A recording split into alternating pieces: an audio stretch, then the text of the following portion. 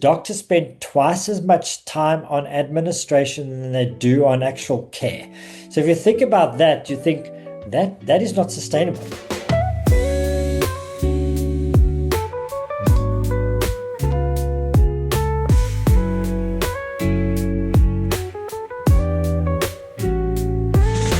Welcome to Off the Chart, a business and medicine podcast featuring lively and informative conversations with healthcare experts, opinion leaders, and practicing physicians about the challenges facing doctors and medical practices. My name is Lawson Luttrell. I'm the assistant editor of medical economics, and I'd like to thank you for joining us today. Today's episode is brought to you by Specialdocs Consultants, and our topic today is the growing popularity of concierge medicine. As physician burnout, payer pressures, and patient expectations reach new inflection points, many doctors are rethinking how they practice medicine. For this episode, Medical Economics Content Vice President Chris Mazzolini sat down with Greg Grant, the Chief Operating Officer of Specialdocs, to explore why 2026 may be a pivotal year for physicians considering that transition to membership-based care. From financial models and patient demand to technology and lifestyle balance, Greg uncovers what's driving the next wave of concierge medicine and what it could mean for your future in practice. Greg, thank you for joining us. Let's get into the episode.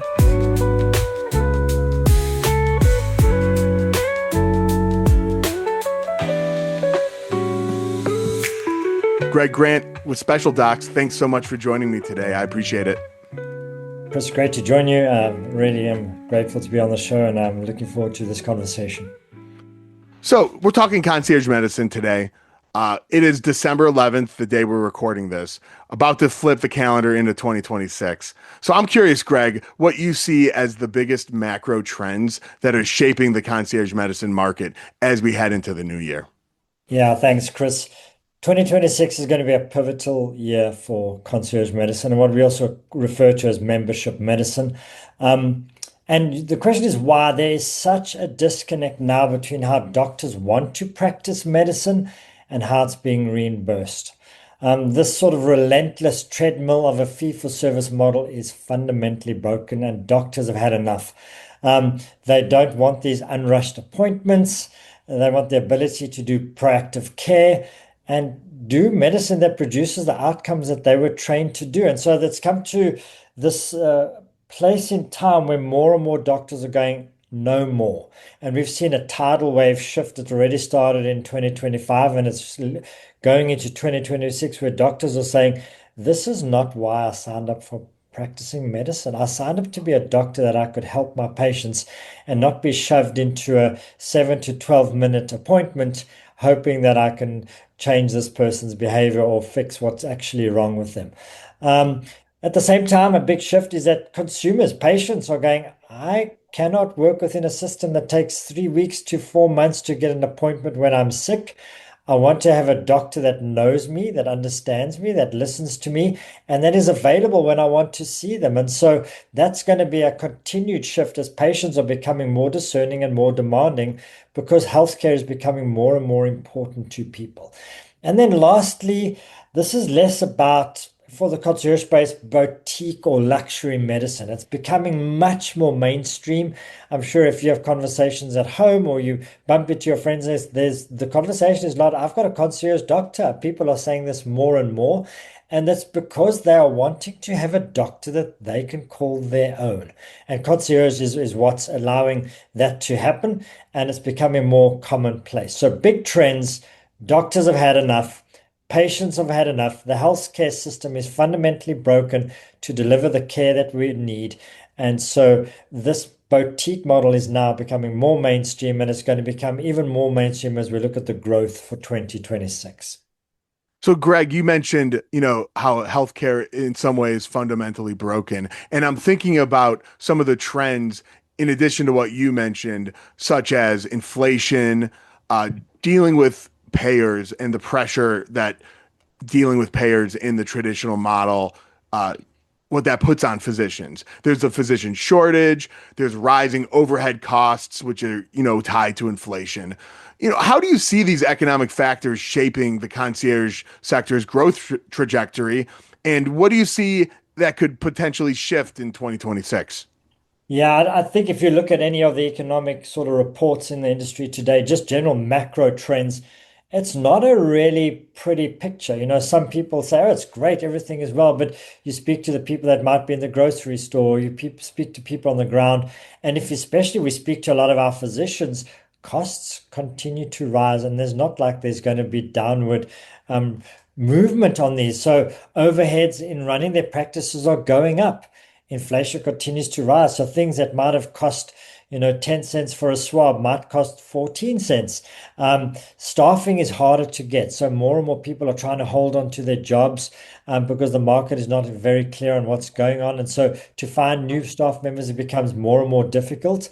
And then the thing that's so frustrating is reimbursement from the payers is becoming more and more difficult for doctors to get their hands on. And the big health systems are making it more and more difficult for doctors to do it. So doctors are spending the stat is doctors spend twice as much time on administration than they do on actual care. So if you think about that, you think that is not sustainable. And so if you talk about sort of inflation, payer pressure, shortages of staff, and increasing overheads, it becomes more and more indicative that the way to solve this is to have a practice that's sustainable and to have a medical practice that's sustainable. And for a patient to say, I'm prepared to pay the money to get the care I need, this is a path that can actually try and solve that. But if you look at the macro numbers, the economic pressures is one thing, but because of the demands of patients and doctors, from 2018 to 2023, the number of what we term as membership medicine, two camps, direct primary care, because people might have heard of that, or concierge medicine, it's grown by 83%. And that is speaking to patients are fed up, they've had enough, and doctors are going, I need to find another way to deliver care. And so they've gone into these membership type models. And this is indicative of, how many of us have got memberships that we pay for on a monthly basis? It's become commonplace. We pay for the services that we want. So why wouldn't you pay for medical care that you want? So that's the one thing. But then if you, peel back the onion and say, what's happened in the concierge space? The industry is not a small industry anymore. It's over $7 billion. That's what the latest trends are. And they estimate that it's going to grow at a compounded growth rate of like 10% a year. And if you, push that forward till 2035, you're looking at almost a $20 billion industry. So this is going to continue to grow, and it's going to continue to grow because the macro forces and also the sort of patient and doctor needs are moving in that direction. And I think it's not going to slow down. I'm curious, Greg, what types of physicians do you see showing the strongest interest in transitioning to, a concierge or a membership model, and how you see that mix evolving in 2026? Yeah. So traditionally, primary care, internal medicine is sort of the sort of main contingent for concierge care. And we've seen over years, though, that there are a number of key specialties that are popping up and having tremendous growth rate. And there are reasons for that. So let me touch on a few. Cardiology. There's an increased need to have my own cardiologist, especially as a larger portion of the population are getting elderly. So the baby boomers have moved, they're much older now and they want to make sure that they have their heart taken care of, especially if they've got pre-existing conditions. And so that is one. They love the idea that they can have availability because, man, if you've got a health issue that's heart related, it's a high stress condition. And so they want to have their doctor available. And there's just ongoing tests and blood work that they need to make sure that they get and remain on top of their care. So that's cardiology. We've seen at least a 10% growth year on year in that space. The next one is endocrinology. So think of chronic diseases in the diabetic space, where there's a lot of medication management that's needed. So obesity, thyroid, lots of touch points are needed to make sure that you're getting the care that you need and you're getting the touch points that you need with your doctor. So that's a growth area for us. And then, of course, as I mentioned, this big baby boom shift, geriatrics, so elderly care, high complexity, multiple comorbidities, or the language that we will use for that is, in the layman's terms, is multiple medical issues.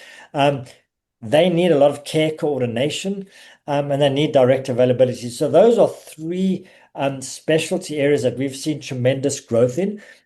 But it is interesting. We're starting to see growth in pediatrics, OBG. We've started to see those growth sectors because, as you can see, a lot of doctors are saying, actually, I want my children to have good quality access to care because they can't get it today. And then you could start to see for OBG where they're saying, I want a woman's health focused physician that I can check in at any time, that I can ask them questions, they could partner with me. And when I might have a baby, they will also be there for me. So we're starting to see growth in those sectors too. Um, then the last shift, Chris, that we're seeing is multiple specialty practices starting to offer concierge care. So think about it, would traditionally have started with internal medicine or primary care. They bring in an endocrinologist as part of their practice because a lot of their patients might already be needing care in the diabetic or weight management area or bringing in a cardiologist. And so these practices offer almost a one-stop shop for most of the patients. And you might pay a membership, but it gives you access to both cardiology and internal medicine. And we're starting to see a very strong growth in that. And so patients are going, wow, if I could pay a monthly fee, but I get access to a mix of care, that is the sweet spot for me. And they are really excited about that. We're seeing good growth in that as well. Earlier in our conversation, you had mentioned changing patient expectations.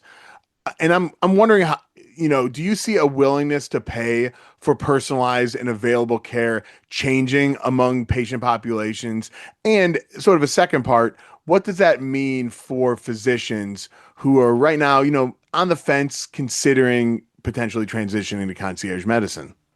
Yeah, so I was mentioning it briefly. I think we've been trained that subscriptions are part everyday course. Gym memberships is the first one. You pay a monthly fee for a gym membership. And that's a lot of what a lot of concierge and direct primary care doctors are saying. In the same way that you got a gym membership, why wouldn't you have a healthcare membership? I mean, think about it that way. You use your insurance if you've had a car accident, but you go to a general shop to change your tires, do your oil. That's what you should be using a concierge doctor for. They are doing a lot of the care for you. But if there's a dramatic situation, then you use your insurance to go to the hospital. So we've seen more and more people are getting trained on this idea of a membership. We've also seen a big movement, and you guys have probably commented on this, but keywords like longevity medicine, optimizing your health, biohacking, peptides, all this talk. People are willing to pay a lot of money to have a doctor that can talk that language and help them to have optimal health. And we've seen a lot of concierge practices actually double downing on that and providing those services as part of their services they provide. But what's unique about membership medicine is that you get longer patient doctor interactions. And that leads to, I always say, more time equals better care. Because once I understand Chris's background and Greg's background and why these things are happening to him or her, I can actually help course correct what they're doing.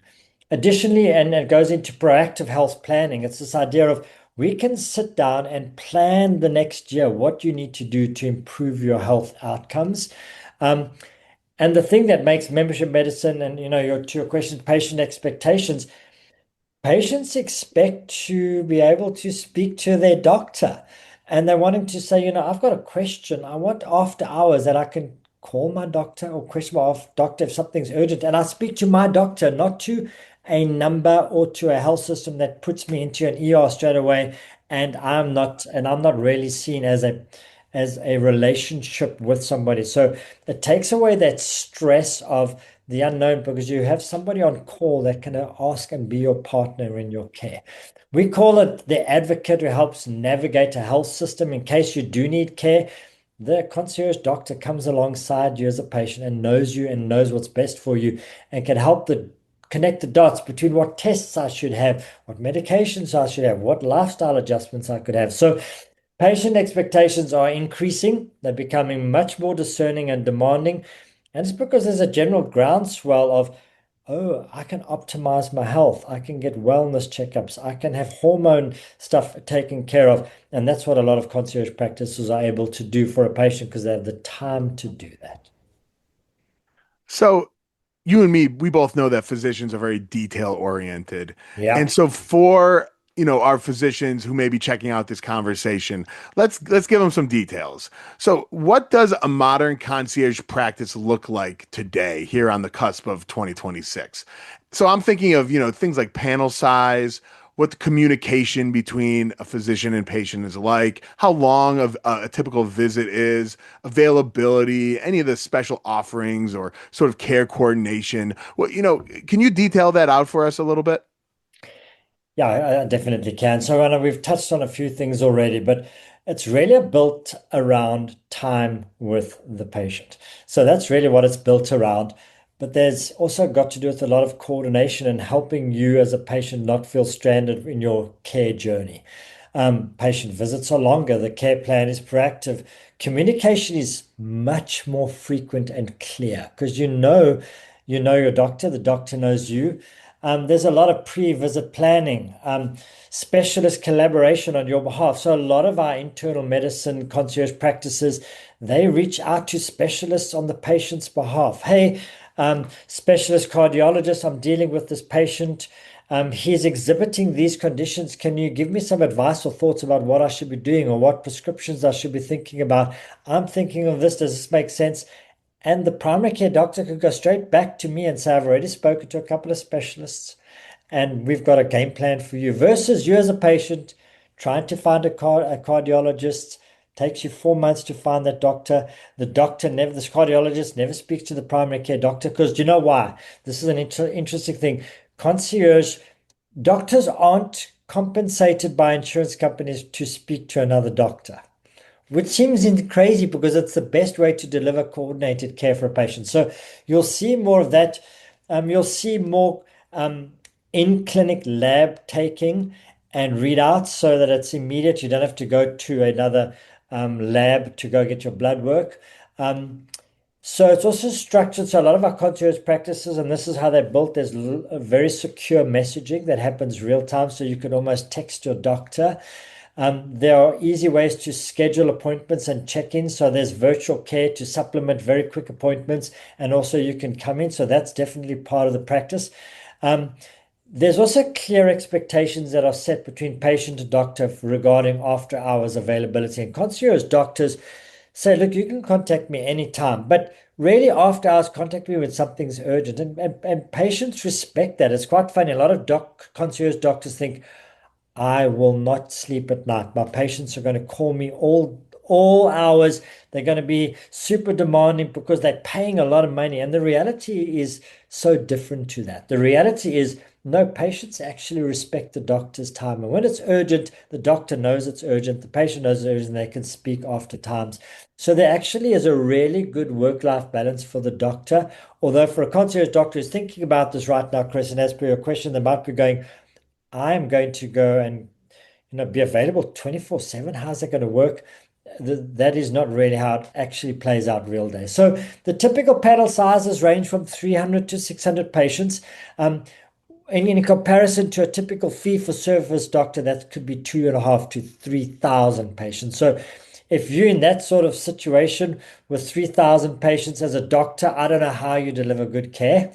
And if you're a patient, I don't know how you get in to get good care. And that's why this model reduces the panel size. We call it the panel in that 3 to 600 range.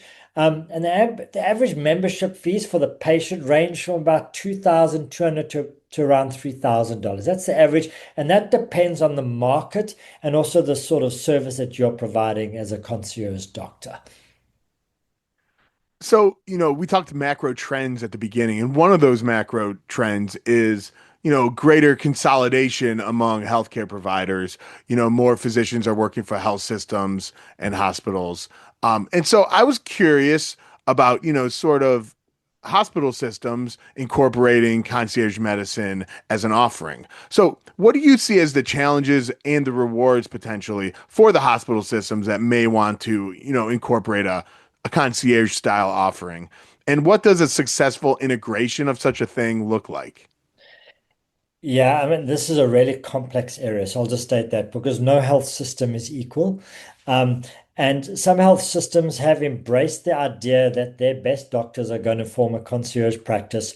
And They either support that, and they could support that by saying to the doctor, when you leave, we're going to support you. We're going to make sure that you can still keep your patients, but please refer them back into the health system so we don't lose that revenue. So that's the sort of perfect scenario where the hospital system feels like they haven't really lost the doctor because they're still referring precious income streams into that. But then you've got the other health systems which are very controlling, and they say, these are our patients. If you leave, we're going to make it incredibly difficult for you, and we're going to make sure that you can't practice within a certain radius.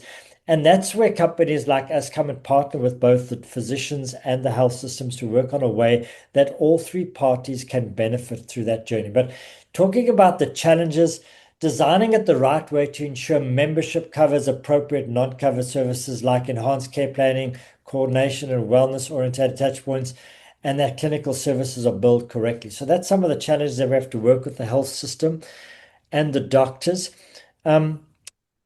Successful integration requires clear service definitions, the right staffing, consistent standards, workflow, service delivery, making it complement, not cannibalizing the health system. And so if we can work with the doctor and the health system, there is a way that we can make these work. Now, what we've seen is multiple models, but the ones that are most common is either the doctor leaves and just sets up their own practice and they do their own thing. The other one is where the health system says we want to support concierge medicine. We are going to make a way that it's a concierge practice, but we'll get a partner like Specialdocs to make sure all the services that are needed to run the practice effectively are done and that the doctors deliver quality care. And then there's another one where within the health system, the doctors stay within the health system, they bill within the health system, but the health system says you still are employed by us. So for that, it gives the doctor some security. So they get the security, they get their pensions, they keep going on, but they have their panels reduced and they have somebody like Specialdocs that manages the day-to-day. So that's what we're seeing in the industry today from a health system perspective. That's interesting. I, I wanted to talk a little bit about your company. Specialdocs has been a pioneer in the concierge medicine space for, I think it's 20 years now. Yeah, yeah. So from your vantage point as the chief operating officer, what do you see that's allowed Specialdocs to remain, one of the trusted leaders throughout so many shifts in healthcare, all of these trends that we've talked about, all of these challenges? What aspect do you see about Specialdocs model that sets it apart from the other concierge transition or management firms that are out there? Yeah, Chris, there are actually quite a lot of things that make Specialdocs special. And the way that we think about it, and I've coined a phrase from one of our cardiologists. He said, Specialdocs provides concierge services for concierge doctors.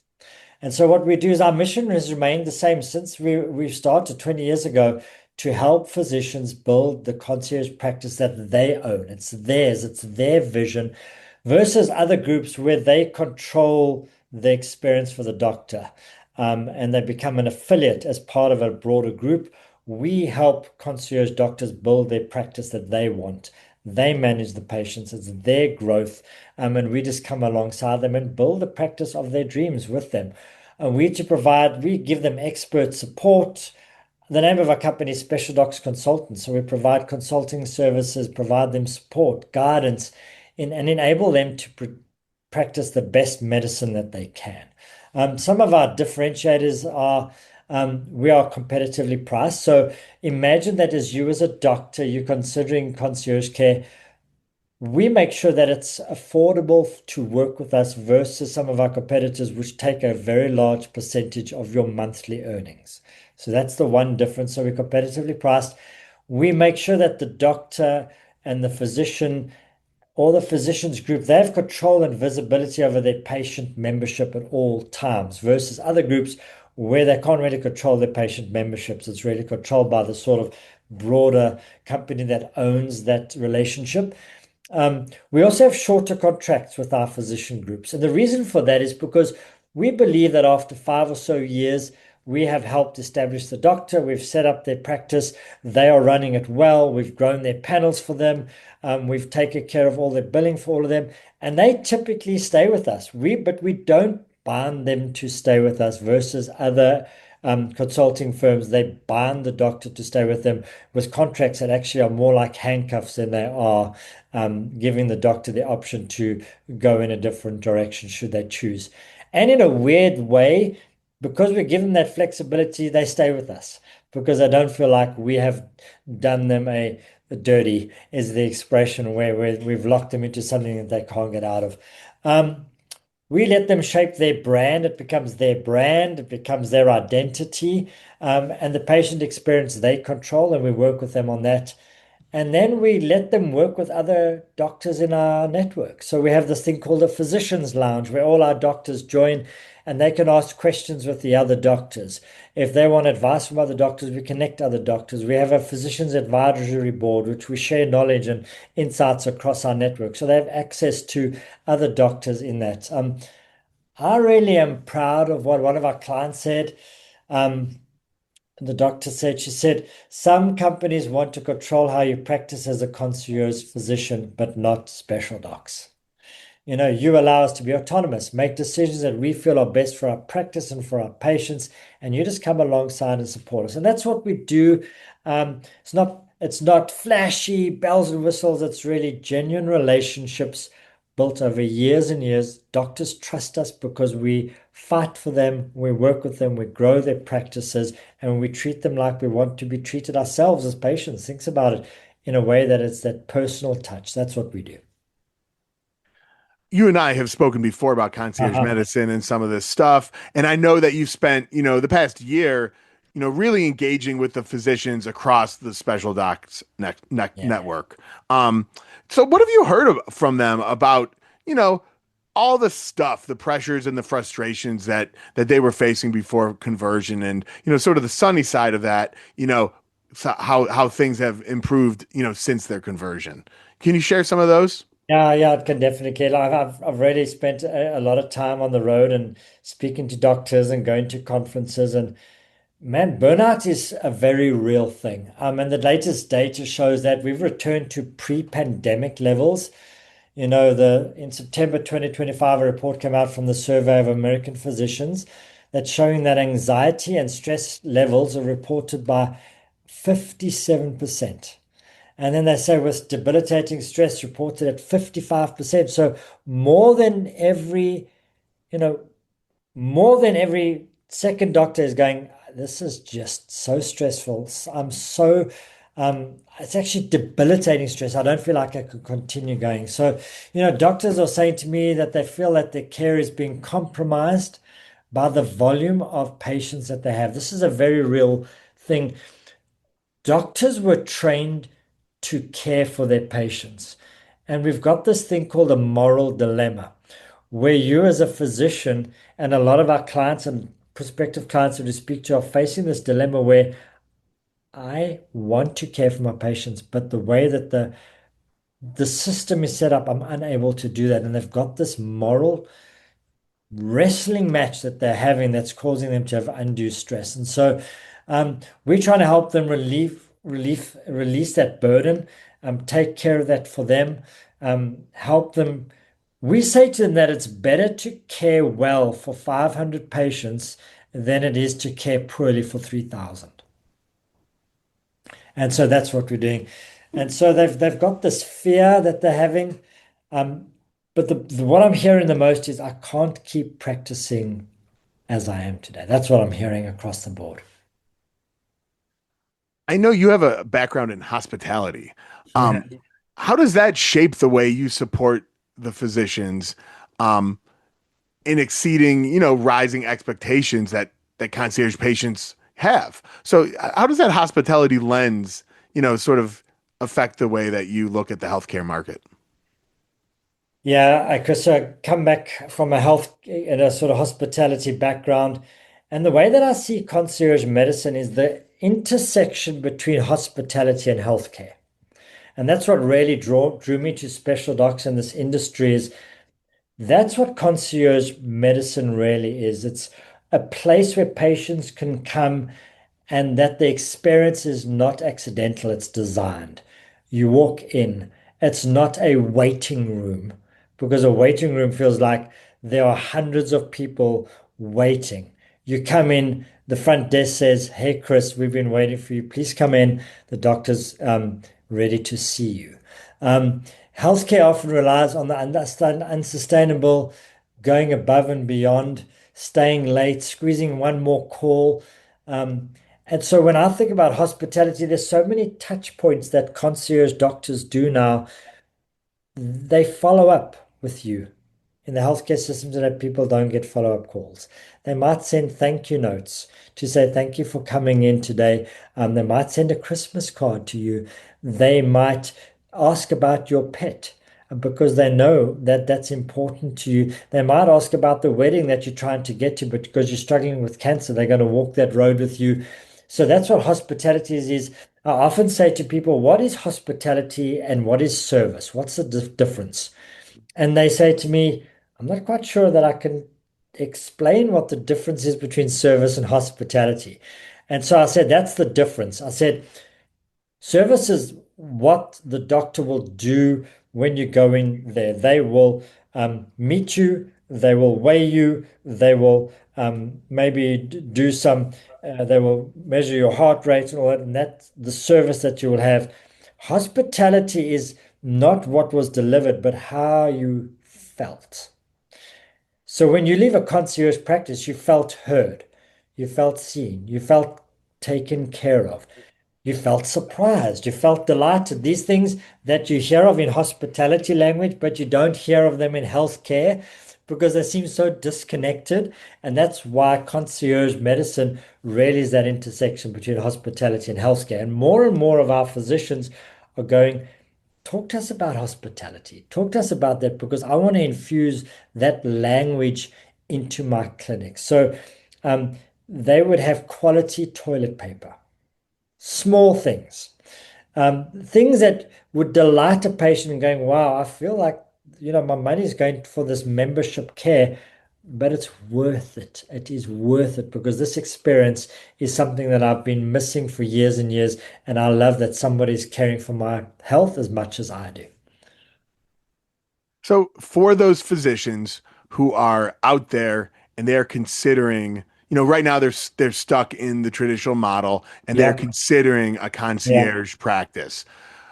What does a realistic timeline look like? And the other part is, what are the signs in a practice or in a physician that suggests that they're ready to make the leap to concierge medicine? Yeah. So typically the concierge conversion process is a 3 to 6 month process. There are a lot of things that go into that, and we come alongside our physicians, and it's a lot of things from creating a logo and an identity and building a website, um, getting credentialed if you need to, and a lot of the lift is making sure that we work with the physician to get their patients onboarded, reach out to their patients, explain to them what concierge medicine. So it really is about managing the membership enrollment, the billing, the fee collection processes, because as you can imagine, as a doctor, you don't want to have to think about that stuff. You would like somebody else to take care of it. And then staying in compliance with regulations relating to billable services. So some of our physicians want to continue billing through insurance, so making sure that they're in compliance. Insurance coverage, patient privacy, website security, all those things we provide as a service, and we provide that to the doctor. Um, Messaging to patients. So setting up systems to make sure that, let's say the physician says, I'm going away this weekend, or just as a heads up, this is the latest research on vaccinations. We provide that to the doctors. They've got to think about things like hiring staff, training staff, getting all small things like prescription pads ordered, all that sort of stuff, and make sure that the practice can run smoothly. And then working with them on the flow of care, making sure that we help them think about the front desk. How does that work? How does that support them? What are the tools? What EMR should they use to make sure that they capture patient notes? We work a lot with AI, and we advise our concierge doctors of what AI tools are helpful for them right now to be able to deliver care, and infuse it with some technology. And then we work a lot with them on online reputation. It's this idea, Chris, if you're a patient and you're looking for a doctor, you type in quality doctor, primary care doctor in a market, or exceptional cardiologist in Reston. And we make sure that your reviews on Google are very, very good and they come front and center. We make sure that all your gradings in terms of the different medical publications are good. We make sure that your practice gets featured on the right-hand side of Google. And even now we're working on how do we get indexed in things like ChatGPT and that sort of stuff. But your online presence and reputation, work hard to make sure that when a patient, so let's say you leave a health system, patients are still looking for you in the health system.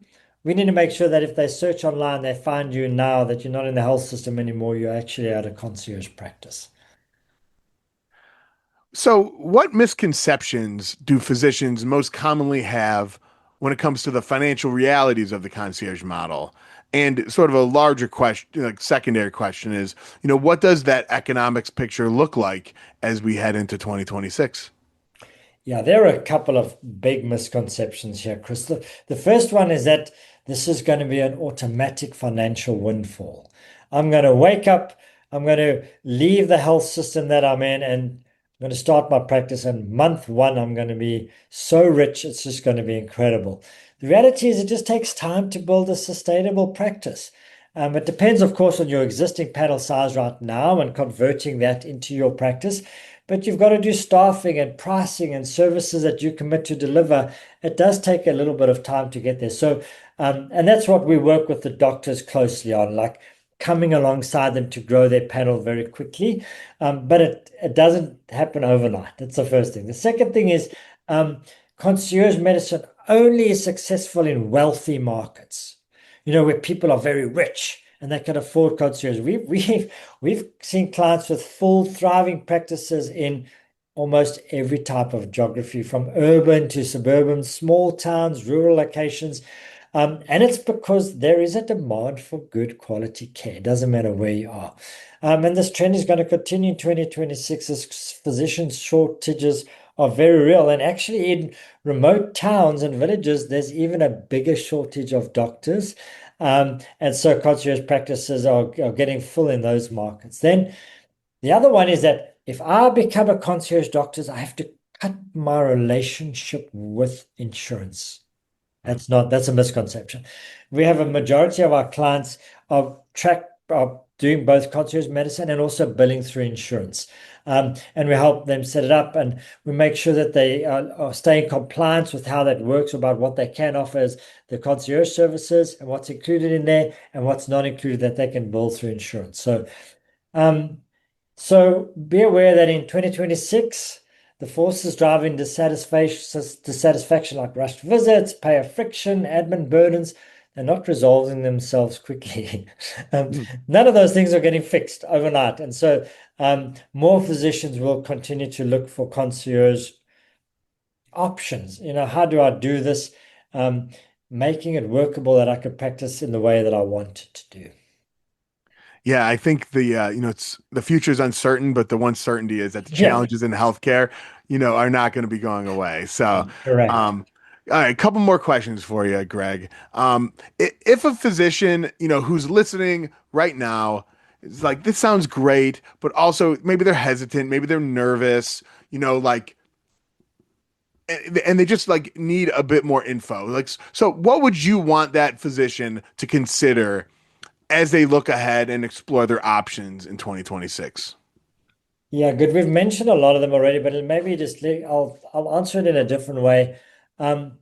Concierge medicine does represent the future as we shift from a boutique model to a mainstream model. So if you're a physician thinking, oh, this is going to be an anomaly, this is out the box, it's high risk, no, this is already mainstream. It's not becoming mainstream. It is already mainstream. And further proof is more hospital groups and systems are exploring membership models to keep their good physicians, because more and more physicians have left health systems. So health systems are going, hang on, we have to work out how to solve this deal. So that's the one. So it reinforces that this is really a successful model. And then patients are more interested in receiving personal care. It's not about luxury. They just want a better doctor that really cares for them. proactive care. And so, especially for a big part of the population, most patients in concierge practices today are above the age of 55. And so this is not getting smaller.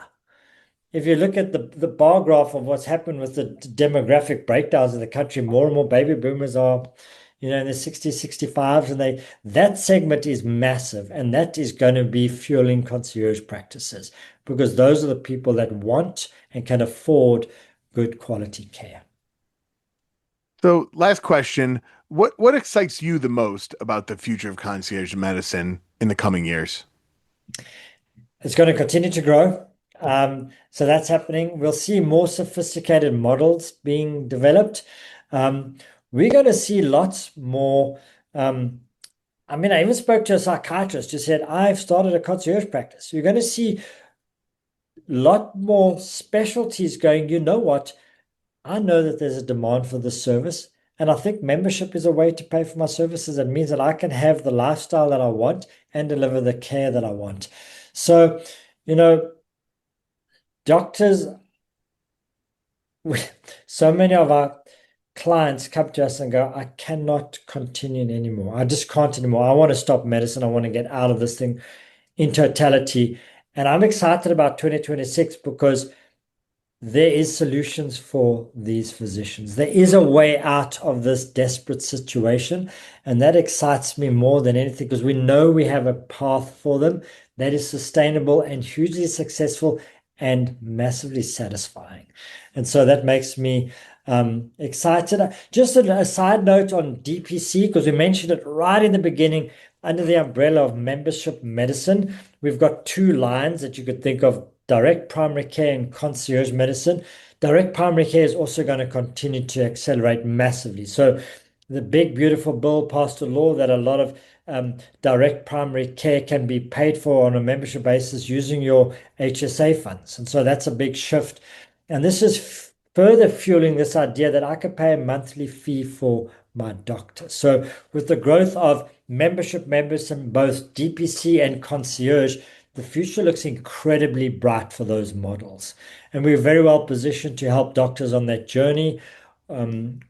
We are confident we can do it well, but in a way that the doctor feels listened to and supported. So concierge medicine as an industry is thriving. It's going to continue to thrive for the reasons that we've mentioned. And we're looking forward to a really good year for better care and better lifestyle for doctors delivering patient care in a way that they were trained to deliver.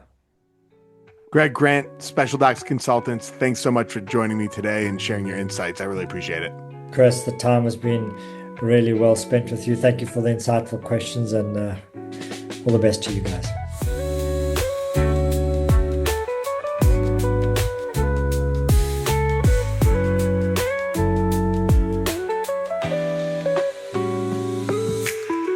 Once again, that was a conversation between Medical Economics Content Vice President Chris Mazzolini and Greg Grant, Chief Operating Officer of Specialdocs.